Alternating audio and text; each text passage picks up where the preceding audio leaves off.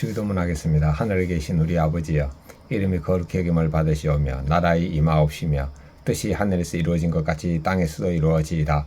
오늘 우리에게 일용할 양식을 주옵시고 우리가 우리에게 죄 지은 자를 사하여 준 것 같이 우리의 죄를 사하여 주옵시고 우리를 시험에 들게 하지 마옵시며 다만 악에서 구하옵소서. 나라와 권세와 영광이 아버지께 영원히 쌓옵나이다. 아멘. 찬송가 565장 예수님께로 가면 찬양 드리겠습니다. 565장입니다.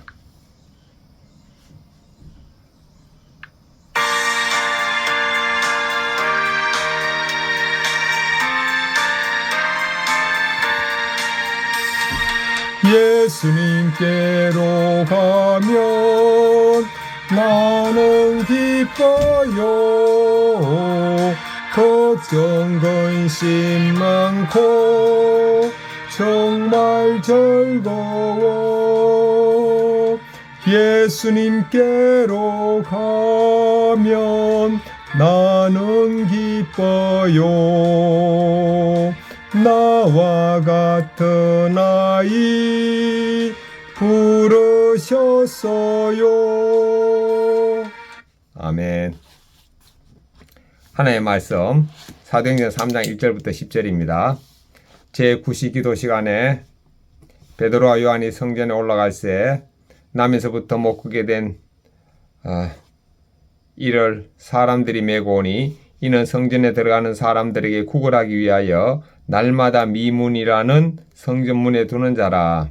그가 베드로와 요한이 성전에 들어가리 함을 보고 구걸하거늘 베드로가 요한과 더불어 주목하여 이르되 우리를 보라 하니 그가 그들에게 무엇을 얻을까 하여 바라보거늘 베드로가 이르되 은과 금은 내게 없거니와 내게 있는 이것을 너에게 주노니 나사렛 예수님 그리스도의 이름으로 일어나 걸으라 하고 오른손을 잡아 일으키니 발과 발목이 곧 힘을 얻고 뛰어서서 걸으며 그들과 함께 성전으로 들어가면서 걷기도 하고 뛰기도 하며 하나님을 찬송하니 모든 백성이 그 걷는 것을 하나님을 찬송함을 보고 그가 본래 성전 미문에 앉아 구걸하던 사람인 줄 알고 그에게 일어난 일로 인하여 심히 놀랍게 여기며 놀라니라. 아멘. 묵상하겠습니다.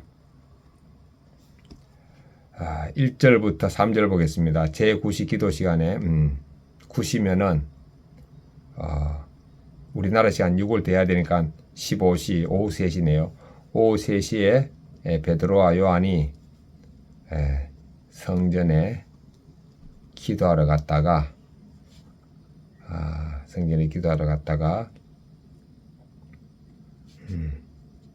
걷지 못하는 사람을 만났습니다. 4절부터 6절까지 베드로가 은과 금은 내게 그분을 보고 주목하여 말하기를 은과 금은 내게 없거니와 나사렛 예수님의 이름으로 일어나 걸으라고 했습니다. 7절부터 10절. 그래서 이제 오른손을 잡아 일으키니 그가 일어나고 서고 걷고 뛰면서 하나님을 찬송했네요. 하나님을 찬송했습니다. 하나님을. 이분 하나님 믿는 분이네요. 하나님을 찬송했습니다. 자, 적용하겠습니다. 저는 죽었고 예수님이 사심을 의식하면서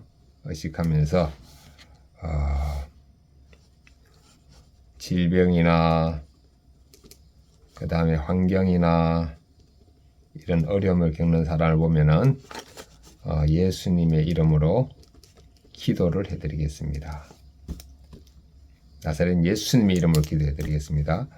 그리고 왼손에 주먹을 쥐면서 예수님과 손잡고 다니겠습니다. 자, 그 다음에 큐티인 본문 해설 보겠습니다. 1절 3절. 미문 앞에 앉아있는 사람은 날 때부터 다리를 쓸 수 없어 스스로 움직일 수조차 없었습니다. 그래서 그는 매일 사람들에게 구걸하며 생계를 유지했습니다. 이 모습은 영적으로 무능하고 구원받을 수 없는 모든 인간의 처지를 상징합니다. 우리 역시 전적으로 무능하여 스스로 하나님께 나아갈 수조차 없는 존재였습니다. 그러나 오직 은혜로 주님의 자녀가 되었습니다. 아멘. 그러므로 성도는 오늘 어떤 상황이 있든지 예수님께 받은 은혜를 생각하며 감사해야 합니다. 지금 나는 무엇 때문에 불평합니까? 어떤 상황에서 구원의 은혜를 생각하며 감사합니까? 아멘. 불평 없습니다. 감사하고 있습니다. 저는 죽었기 때문에 불평이 없습니다. 죽은 자는 불평이 없다. 말이 없다. 4절 6절 보겠습니다. 베드로는 날 때부터 못 걷는 사람에게 줄 돈은 없지만 더 귀한 것을 가지고 있었습니다. 그것은 나사렛 예수님 그리스도의 이름입니다. 예수님의 이름 안에 치유의 능력이 있습니다. 베드로는 예수님의 이름을 의지하여 그에게 일어나 걸으라고 명령합니다. 이는 인간의 회복과 구원이 오직 예수님 그리스도께 달려있음을 나타냅니다. 세상의 부와 힘보다 예수님의 이름을 의지할 때 진정한 치유와 변화를 경험하게 됩니다. 나에게 가장 귀한 것은 은과 금입니까? 아니면 예수님의 이름입니까? 예수님의 이름입니다. 그래서 예수님의 이름으로 지금까지 그 어떤 것 해결하지 못하던 열등감이 끝났습니다. 세상에 부러운 거 사라졌습니다. 예수님 있는데 더 이상 부러운 게 뭐가 있습니까? 7절부터 10절 베드로가 그의 오른손을 잡아 일으키자 그의 다리가 즉시 회복되어 걷고 뛸 수 있게 됩니다. 이에 그는 성전으로 들어가면서 하나님을 찬송합니다. 성전 밖에서 자기를 도와줄 사람만 바라보던 자가 성전 안으로 들어가 하나님을 찬송하는 인생이 된 것입니다. 하나님이 우리를 선택하여 구원하신 목적은 우리를 찬송하는 자로 세우는 데 있습니다. 오늘 내 삶의 자리에서 감사하며 하나님을 높이는 것이 최고의 찬송입니다. 오늘 나는 어떻게 하나님을 찬송하겠습니까? 첫째, 찬양으로 찬송하고 둘째, 전도로 찬송하겠습니다. 찬송하고 또 섬김으로 찬송하겠습니다.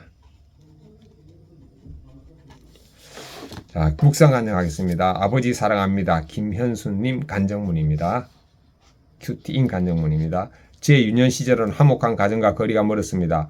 아버지는 사업을 하셨지만 별 소득 없이 매일 술에 취해 귀가하셨습니다. 그러다 보니 어머니가 식당에서 일하며 가족을 먹여 살리셨습니다.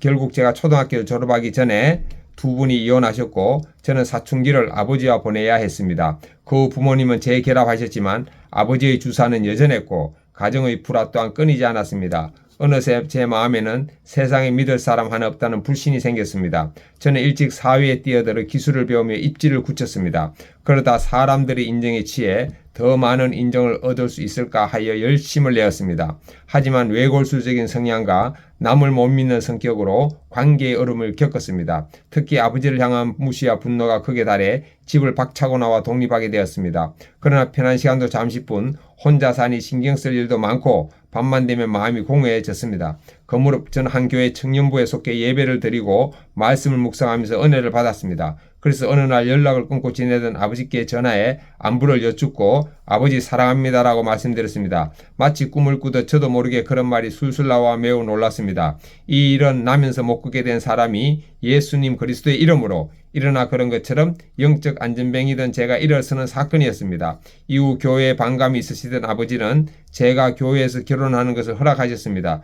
또 저에게 아들아 사랑한다라고 말씀해 주셨습니다. 10년이 흐른 지금 저는 아버지와 함께 회사를 꾸려가고 있습니다. 서로 의견이 달라 부딪힐 때도 있지만 아버지의 말씀을 존중하려 노력하고 있습니다. 아버지와 관계를 회복하게 해주신 하나님을 찬송합니다. 적용 1. 일할 때 아버지가 하시는 말씀을 귀 기울여 듣고 따르겠습니다. 적용 2. 모요일 오전 10시에 아버지가 구원받으시도록 기도하겠습니다.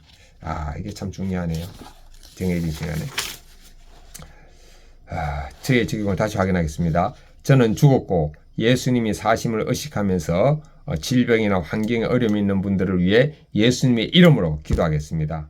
적용 2. 왼손에 주먹을 쥐면서 예수님과 손잡고 다니겠습니다. 아멘.